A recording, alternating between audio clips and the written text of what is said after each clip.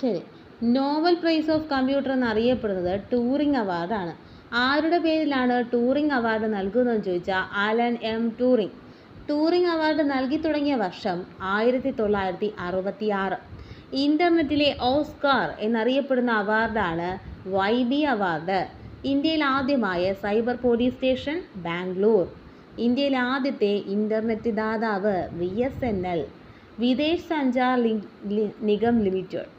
ഇന്ത്യയിലെ ആദ്യ സ്വകാര്യ മേഖലയിലെ ആദ്യ ഇൻ്റർനെറ്റ് ദാതാവാണ് സത്യം ഇൻഫോവേഴ്സ് ലിമിറ്റഡ്. ഇന്ത്യയിലെ ആദ്യ സ്വകാര്യ മേഖല ഇൻ്റർനെറ്റ് ദാതാവ് സത്യം ഇൻഫോവേഴ്സ് ലിമിറ്റഡ്. ഇന്ത്യയിലെ ആദ്യത്തെ സൈബർ കഫേ മുംബൈ 1996. ഇത്രയൊന്നുകൂടെ റിപ്പീറ്റ് വായിക്കാം. നോബൽ പ്രൈസ് ഓഫ് കമ്പ്യൂട്ടർ എന്നറിയപ്പെടുന്നത് ട്യൂറിംഗ് അവാർഡ്. ആരുടെ പേരിലാണ് ട്യൂറിംഗ് അവാർഡ് നൽകുമെന്ന് ചോദിച്ചാൽ Alan M Turing. Turing award നൽകി തുടങ്ങിയ വർഷം 1966. ഇൻ്റർനെറ്റിലെ ഓസ്കാർ എന്നറിയപ്പെടുന്ന അവാർഡാണ് YB അവാർഡ്. ഇന്ത്യയിലെ ആദ്യത്തെ സൈബർ പോലീസ് സ്റ്റേഷൻ ബാംഗ്ലൂർ.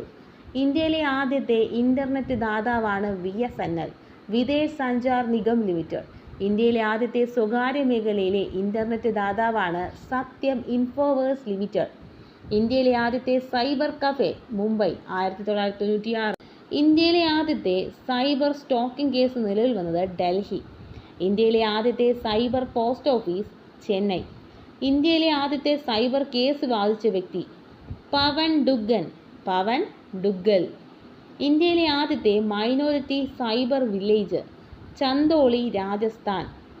ആദ്യ ഇൻ്റർനെറ്റ് ലോട്ടറി ആരംഭിച്ച സംസ്ഥാനമാണ് സിക്കിം.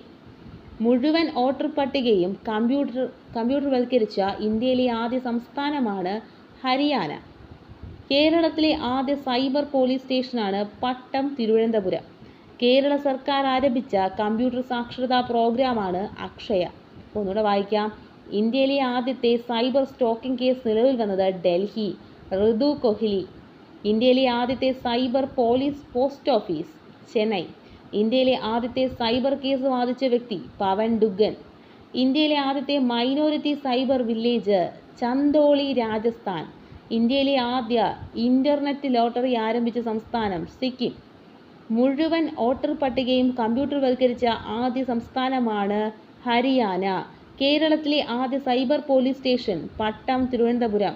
കേരള സർക്കാർ ആരംഭിച്ച കമ്പ്യൂട്ടർ സാക്ഷരതാ പ്രോഗ്രാമാണ് അക്ഷയ.